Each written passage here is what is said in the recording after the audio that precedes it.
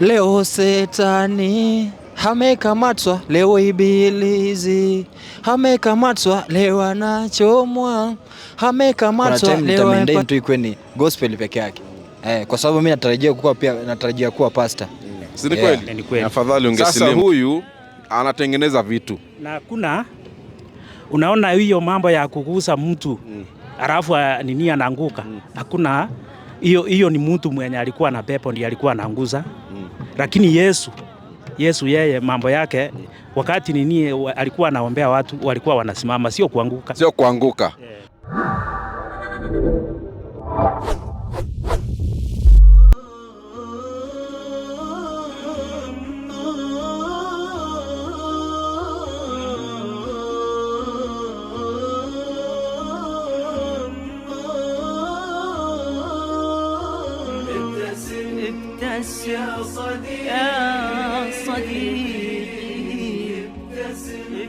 Assalamu alaikum wa rahmatullahi wa barakatuh.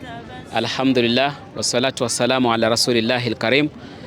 Namshukuru Mwenyezi Mungu Subhanahu wa Ta'ala kutupatia nafasi hii tena kukutana katika viwanja vya dawa, lengo na madhumuni yakiwa ni kusukuma gurudumu la ilaha illallah Muhammadur Rasulullah, kufikisha kalima kwa wale ambao hawajai kupata nuru ya Uislamu na kuwafikishia nuru ya Uislamu kwa maneno ya hikma na maneno ya busara kabisa kutoka katika Qur'an na kutoka katika hadithi za Mtume Muhammad sallallahu alayhi wasallam.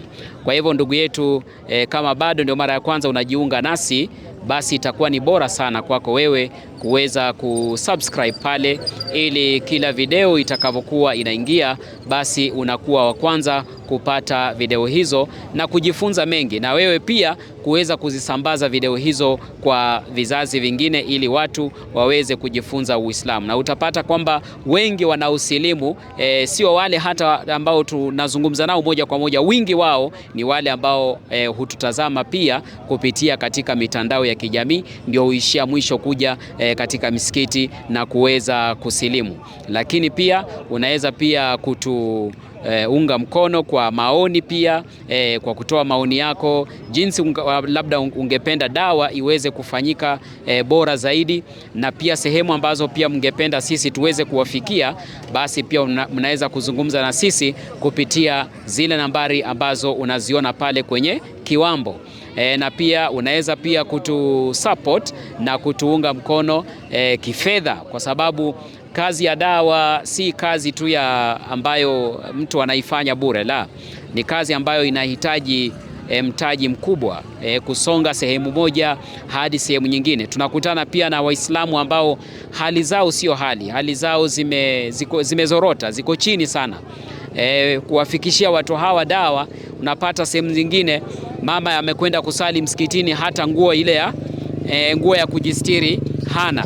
Ndio maana yake tunakuambia pale sisi, kama una kitu ambacho pia kinaweza kuwafaa Waislamu wengine, usione aibu katika kutufikishia hicho kitu, nguo nini, kanzu zile ambazo labda umevaa sana zinataka pia kutumika na watu wengine, pia unaweza kutufikishia ili tuwafikishie na wengine. Pia kuna idara za vitabu, zile za kuchapisha vitabu.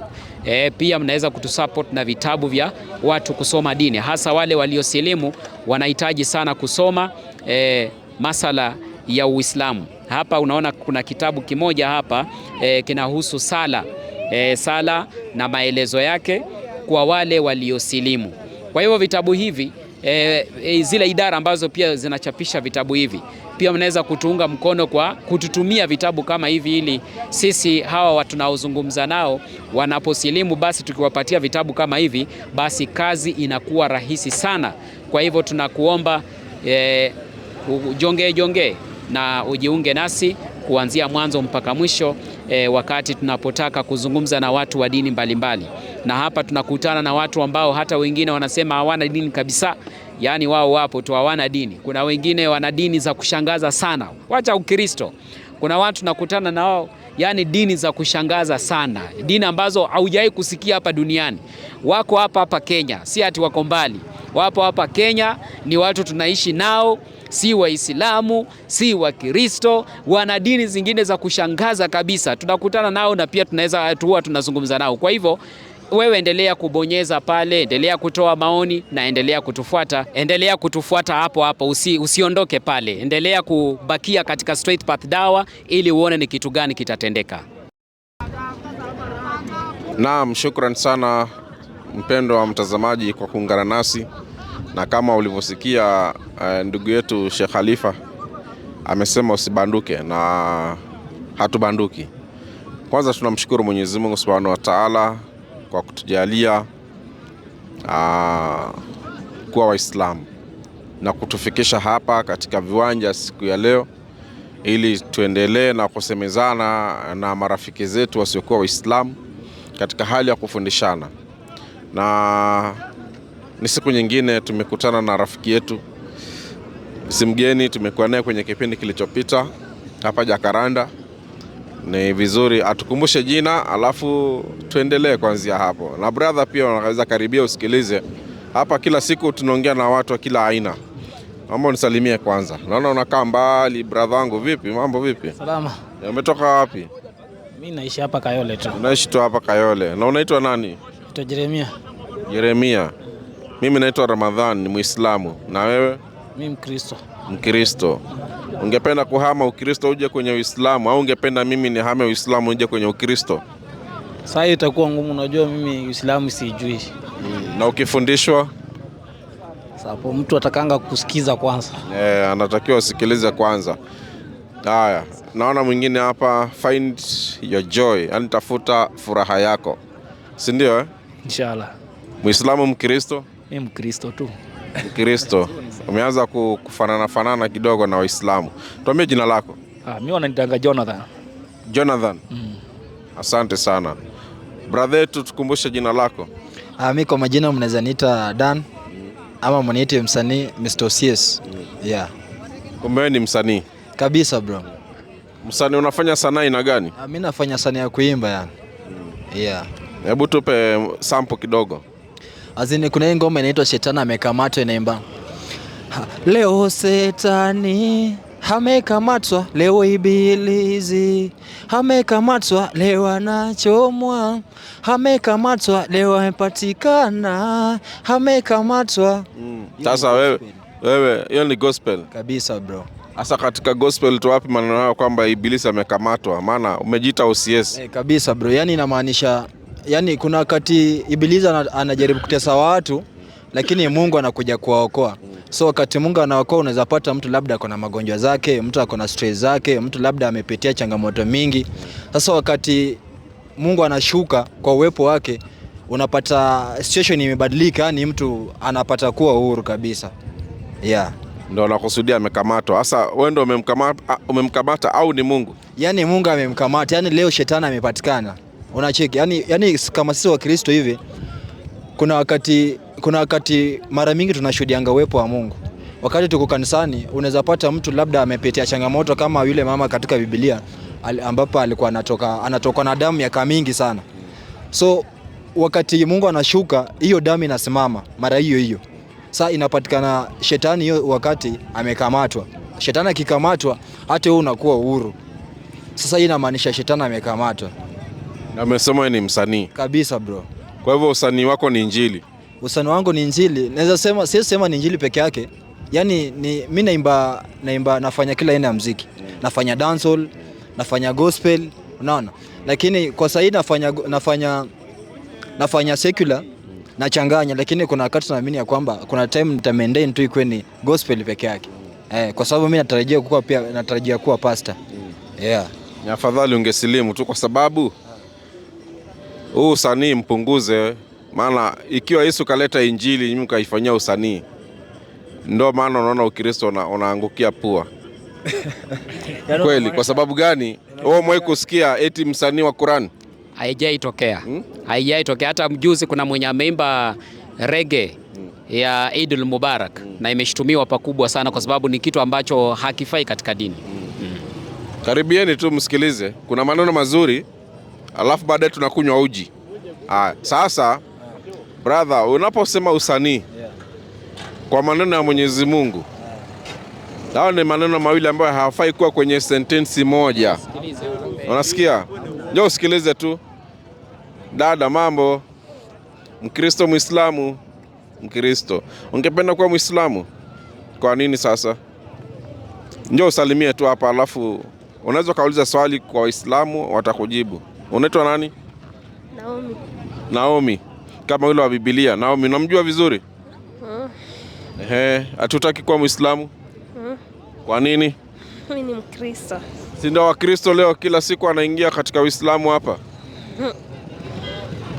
Mimi napenda Ukristo wangu. Napenda Ukristo. Sasa basi njoo ukae tu hapa usikilize mafundisho ya Uislamu. Kwa hivyo brother, au maneno nimekuambia hafai kuwa kwenye sentensi moja. Eti injili na sanaa. Ingekuwa injili ni ya kufanyiwa sanaa, wanafunzi wale 12 ambao tunasoma kwenye vitabu wangekuwa ni wasanii. Ungekuwa nasikia Petro akifanya ile akifoka pale katika hekalu. Tumekuja kuwashika.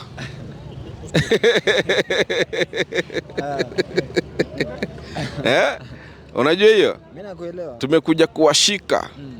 Sasa mambo hayo ni mambo ambayo hayafai kabisa. Yaani wewe unatakiwa ujifunze maneno ya Mwenyezi Mungu yafanyie kazi, sio kufanya sanaa. Unajua maneno. Ukishinda ukiambia watu shetani amekamatwa vipi? Waambie watu waache dhambi. Hajakamatwa. Wewe unaimbia kanisani, unaowaimbia pale nao wanaimba pamoja nawe ni wale masista, wale ambao wamevaa minisketi, wako kichwa wazi, mwili yani 70% ya mwili wao wako naked. Unanielewa? Nakupata kabisa. Sasa shetani ni nani? Amekamata nani? That's why yani sijui kama umenipata hapa. Nimekuambia unajua Mungu anapea kila mtu kipaji chake. Unaona sasa kama jinsi ambavyo unavyotuhoji hivi ni kwa sababu ya kwamba hiyo ni kipaji. Kwa sababu kama hiyo kitu ingekuwa ndani yako ama Mungu angekuwa amekupea pia wewe. Haijilisha kwamba wewe ni Muislamu au Mkristo. Ninamaanisha kwamba ni Mungu anakutumia ni Mungu anakutumia kuelimisha. Unaona? Sasa kila mtu mimi naamini ya kwamba kila mtu Mungu amempea kipaji chake. Unaona? Ambapo unaona kama hao wenzetu hapa hivyo wanajaribu kufunza wengine magari, ni kwa sababu si kila mtu anajua gari. Wakati anakufunza gari, pia wewe unapata kujua gari kupitia kwa nani? Kwa hiyo nini yake. So ambapo unavyohoji watu, si kila mtu anapenda kuhoji watu, ama ni kwa sababu yani nini yenye iko ndani yako ndio inafanya kusoma kwa mbele ya watu ili kuwahoji, ni kuelimisha. So wakati mimi naimba kwa kuelimisha, kutumia talanta ambayo Mungu afanye nini? Mungu ambaye alinipa, kwa sababu si kila mtu anaimba, si kila mtu msanii. So mimi wakati naimba, kuna watu wanaweza tamani sana kuimba lakini hawana hiyo kipaji. So ni Mungu anapeana kipaji, ndugu yangu. Sasa ukiimba una benefit na nini wewe? Ukiimba, kitu ya kwanza unaelimisha. Hiyo ni kitu ya kwanza. Kitu ya pili unaweza kwa hiyo uimbaji unaweza badilisha maisha ya mtu mahali fulani.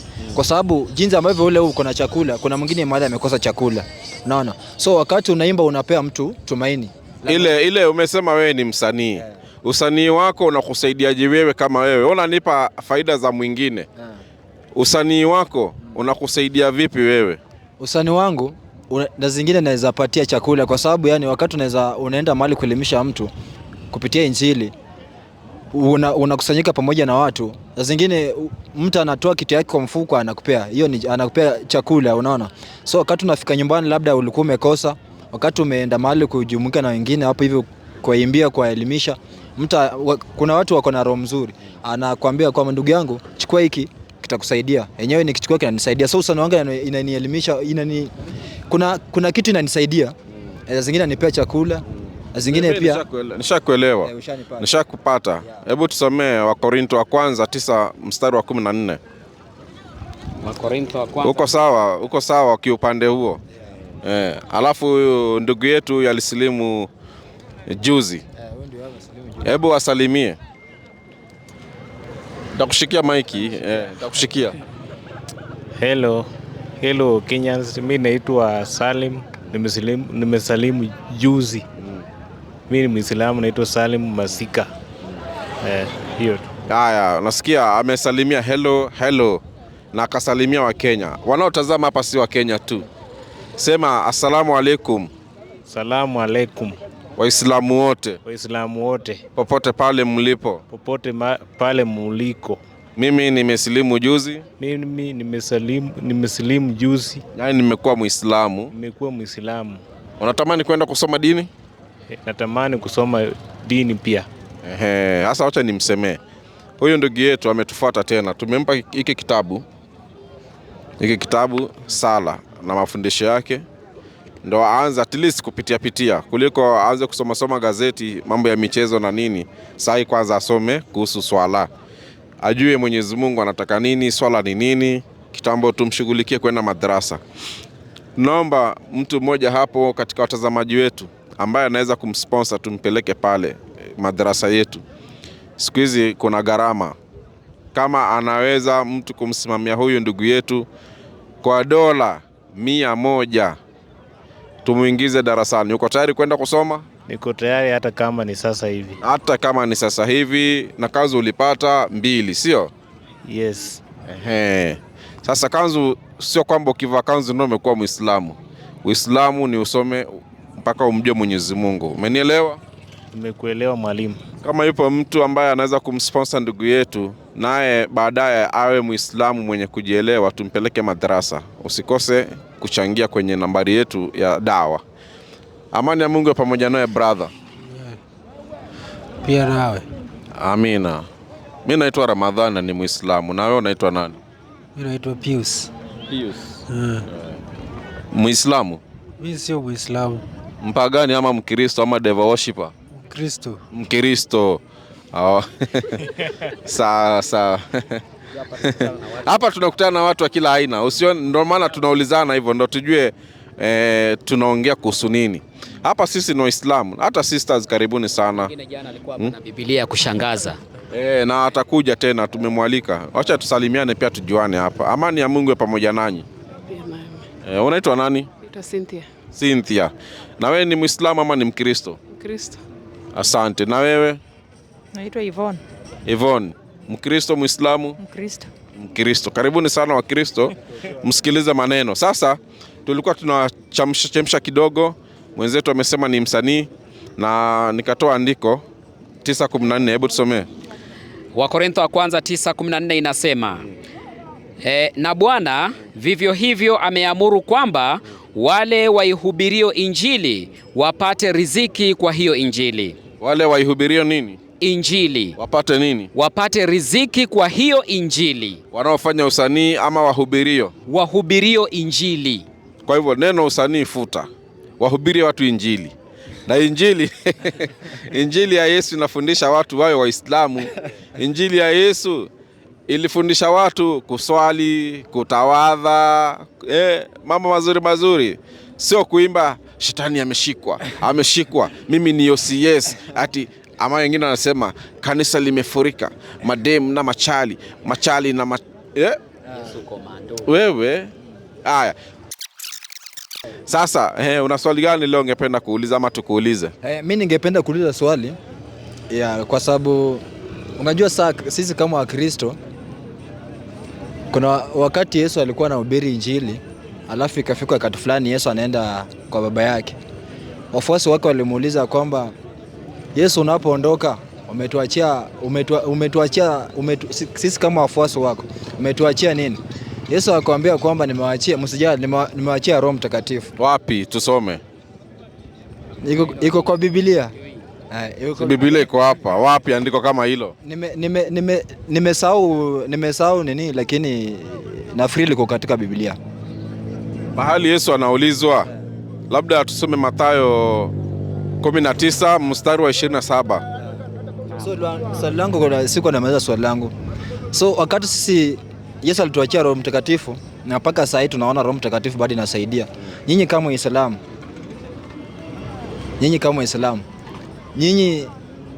Nyinyi mko na nini yani? Nyinyi azini tunajaribu kuuliza azini kama sio Wakristo, wakati sisi tunaanza maombi yetu. Tukianza maombi yetu unaweza pata mtu labda alikuwa na shida ya kifafa, ameanguka chini. Kupitia kwa maombi unasikia naulizwa kwamba wewe ni nani? Anasema mimi naitwa Salim. Huyu wewe na huyu vipi? Anasema kwamba huyu tulitumwa kwamba tumsumbue maisha yake ili tuweze kumwangamiza kwa sababu ya hii kifafa. Alafu si kama Kristo ama pastor anasema kwamba ondoka, na anaondoka anaacha anaacha mdhamini kama ako free kabisa siku zote. Sasa nyinyi, hiyo ndio Roho Mtakatifu inafanya kazi. Sasa nyinyi kama Waislamu, nyinyi mnatumia njia gani ili kusaidia mtu ambaye ako na kifafa, ama mnatumia njia gani kusaidia mtu ambaye ako na shida ya tumbo miaka mingi, ama mko na ni vipi mnapata kusaidia Waislamu kama nyinyi? Labda unaweza pata mtu ako na shida ya kichwa, ameumwa na kichwa kwa miaka kama 10. Miaka kama 10. Unapata hiyo shida ya kichwa imeondoka kabisa milele. Nyinyi kama Waislamu mnatumia nini ili kusaidia mgonjwa? Nishakuelewa. Sisi kama Waislamu, hebu kwanza msomee hapa alafu ndo nimjibu. Nimefika. Inasemaje? Inasema Mathayo 19:27. Ndipo Petro akajibu akawaambia, tazama, sisi tumeacha vyote tukakufuata.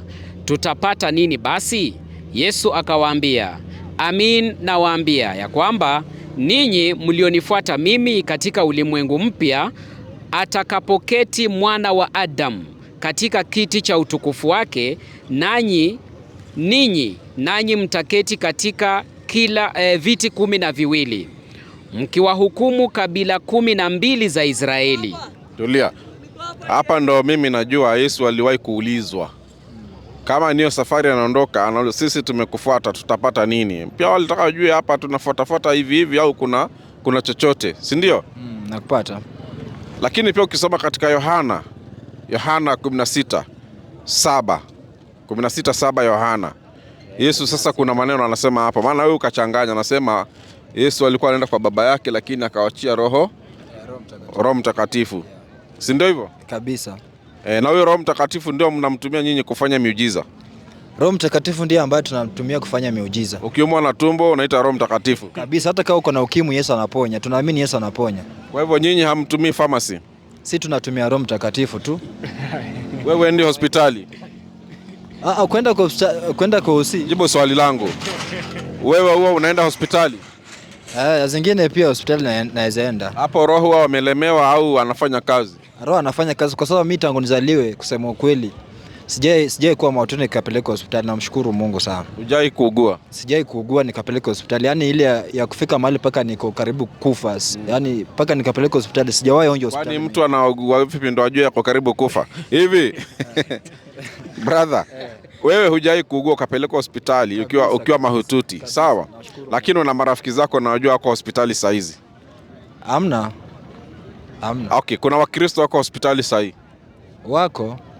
Ni Roho Mtakatifu afanye kazi au ni vipi? Roho Mtakatifu anafanya kazi kwa yule anayeamini. Kama unaamini Roho atafanya kazi. Kama uamini basi hivyo tu. Unajua nani asiamini? Mpaka watoto wadogo wengine wako na kansa, wako na maradhi tofauti. Unataka kuniambia ni kuamini hawaamini? Unajua ugonjwa zingine kujanga na unajua saa hizi watu wameingia kwa mambo mingi. Saa hizi watu wameingia kwa devilship. Unapata labda mzazi ako Illuminati, amezaa mtoto anapitia shida kwa sababu ya mzazi wake. Ni kwa sababu haamini Mungu. Unajua ukishaamini Mungu, hata kama una kitu leo, unaamini kwamba kesho utapata. Utakuwa sawa. Lakini kuna wazazi unaweza pata labda ako na mtoto na ako na tamaa. Anataka vitu za haraka. Haya, sawa. Yeah. Sawa.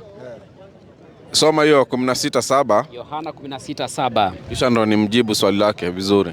Lakini mimi nawaambia iliyo kweli, yawafaa ninyi mimi niondoke, kwa maana mimi nisipoondoka huyo msaidizi hata kuja kwenu, bali mimi nikienda zangu nitampeleka kwenu.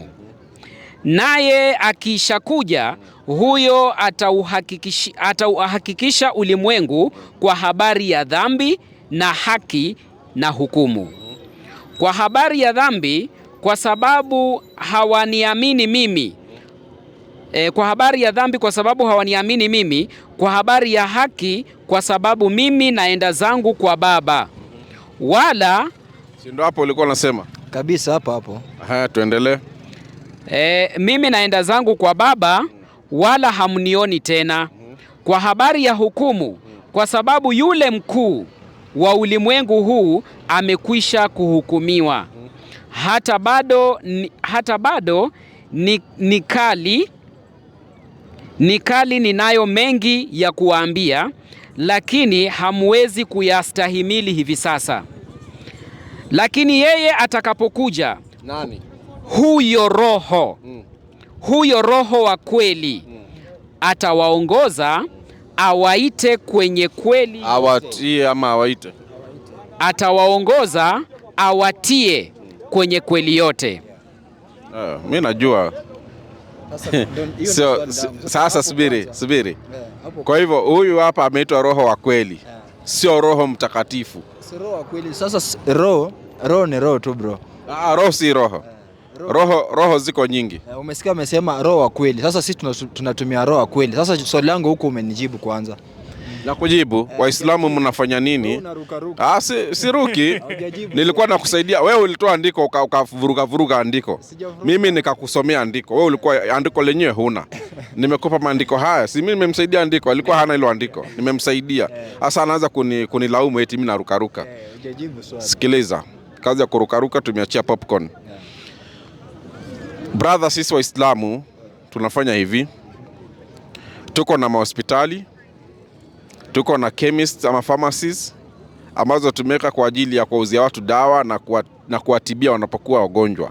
Na vile vile pia Waislamu huwa tunaomba dua kwa Mwenyezi Mungu. Tunapokuwa wagonjwa tunamwomba pia Mwenyezi Mungu atusaidie. Pamoja na kuomba tunatumia madawa. Ukiumwa na tumbo, mimi naenda kwa chemist, naenda namwambia yule pharmacist kwamba mimi na matatizo 1 2 3. Au naenda hospitali, naenda napimwa damu, unaangaliwa kuna nini na nini, unatibiwa. Ndio hivyo tunafanya. Unajua nataka nikwambie magonjwa mengine haitoki kwa Mungu. Magonjwa mengine yanatoka kwa binadamu, yani binadamu wenzako tu. Sasa kama mimi ni Mluya natoka Western, unaweza pata labda mwanafunzi amesoma vizuri, akatimiza masomo yake vizuri, inafika wakati fulani ugonjwa nampiga tu abruptly, unapata labda hakuwa anaanguka kifafa, lakini unapata zingine anaanguka kifafa. Kwa sababu gani? Hiyo ugonjwa hajatoka kwa Mungu, imetoka kwa mtu, labda kwa jirani ama kwa mtu wa nyumbani wa boma lao. So unapata anapitia shida, si kupenda kwake, ni kwa sababu ya kupenda kwa mtu mwingine. Hiyo inaitwa sihiri, ni uchawi. Ndio sasa ukiwa na uchawi ndio nakwambia katika Uislamu tunafanya dua. Subiri, unafanyiwa rukia. Kwa mfano, watu wengi wako na mapepo. Nyinyi kanisani kila siku mnasema pepo toka in the name of Jesus. Wengine wanasema imetoka, lakini bado tunaona kila siku Sunday mnatolewa. Na mimi sijaiona tajiri hata mmoja ameangushwa na pasta chini. Wanaanguka pale ni maskini tupu. Niambie, umewahi kuona waziri yoyote Kenya ameangushwa? Sijaona. Niambie, umewahi kuona waziri yoyote ama rais akiombewa pale wakati wa kiapo ama kanisani akaanguka? Unajua, nijibu swali langu. Uniambie rais yupi, makamu wa rais, mbunge au mtu unayemjua tajiri mkubwa Kenya hii akaangushwa kanisani? Kuanguka lazima ukuwe na roho. Mimi nimeuliza. Kwa hivyo wale wanaanguka, hebu njoo kidogo brother. Njoo huku. Njoo. Amani ya Mungu pamoja nawe. Pia nawe. Amina. Sasa, kwa hivyo ili uanguke lazima uwe na roho. Kuna ile kiroho, roho ya Mungu, yani kuna spirit ambayo inakushika ndio inafanya uanguke. Unauliza, kwani inashika tu maskini? Inashika hata tajiri pia. Inashika hata tajiri. Kila mtu. Ni kila mtu. Anaamini. Unajua ukiamini Yesu akishuka hapa saa hizi, kuna wale watapona na kuna wale hawatapona, kwa sababu atashuka na kuna wale hawataamini. Hebu niambie hivi, kuna mtu ana nguvu hapa kumliko Yesu? Hamna. Wakati Yesu alikuwa anahubiri, anatembea hapa na pale, amwe kumwangusha mtu? Wengi sana. Nipe andiko. Shika Biblia. Soma tu. Nipe andiko. Soma tu Biblia. Wewe msanii, nipe andiko hapa. Subiri, nipe andiko Yesu amewahi kumwekelea mtu mikono akamwangusha chini. Unajua si lazima Yesu akufikie hivi akushike mkono. Anaweza simama tu venye nimesimama hivi. Unaona kama ule mama alikuwa anatoka na damu miaka 12. Miaka 12. Wakati Yesu alipita, akapaza sauti yake, Yesu akasikia. Una shida gani? Wewe akamwelezea. Yesu akamguza mkono, huyo mama akapona. Wewe unatengeneza Biblia mpya. Huyu anataka kuandika Biblia mpya. Subiri. Hakuna pahali mwanamke aliyetoka na damu Yesu akamuita akamshika. Subiri. Acha ati miaka 12. Acha nikukumbushe kama hiyo story ulisikia tu hujasoma wewe. Yule mama alichokifanya, alishika nguo ya Yesu. Alishika vazi la Yesu. Na Yesu mwenyewe akasema nimesikia nguvu zimenitoka. Nguvu zimefanya nini? Zimenitoka. Lakini yeye akwambia ati Yesu alienda akamshika hivi Swali usibadilishe bana. Swali ni kwamba alipona ama hakupona? Subiri. Njoo kidogo mzee wangu. Yesu alisensi tu wakati huyo mama aligusa vazi lake. Yeye alisensi tu kuna nguvu yenye imemtoka. Na ndio watu wakaanza kuulizia hapo, kwani hata sisi tukigusa wewe yani nguvu haziwezi kutoka? Akasema hapana, kuna mtu amegusa vazi langu na ako na hitaji, na huyo mama ndiye akajitokeza. Tunaenda vizuri. Swali langu ni hivi, huyu ameuliza wao wanaponya wagonjwa kanisani na sehemu zingine kwenye makrusedi, wanaekelea mikono eti tembea. Subiri kidogo, wanawaponya kwa kupitia Roho Mtakatifu. Yeye maneno yake akauliza, nyinyi Waislamu mnafanya nini mkiwa na wagonjwa? Nikamweleza tunaenda hospitali tunapimiwa damu na nini, au kama ni kichwa unaenda unanunua ile mara moja ama headaches ama panadoli, na ikizidi kama magonjwa pia hayaonekani, pia kuna dua. Hata kama magonjwa yameonekana, lakini pia tunamwomba Mungu amponye mgonjwa. Si ni kweli? Ni kweli. Sasa huyu anatengeneza vitu na unaona hiyo mambo ya kugusa mtu alafu anaanguka. Hakuna hiyo ni mtu mwenye alikuwa na pepo ndiye alikuwa anaanguza. Lakini Yesu yeye mambo yake wakati alikuwa anaombea watu walikuwa wanasimama, sio kuanguka. Anaangusha watu ni shetani. Si ndio? Kwa hivyo ukiona mtu yeyote mwenye ameongea mtu ameanguka, hiyo ni shetani kabisa.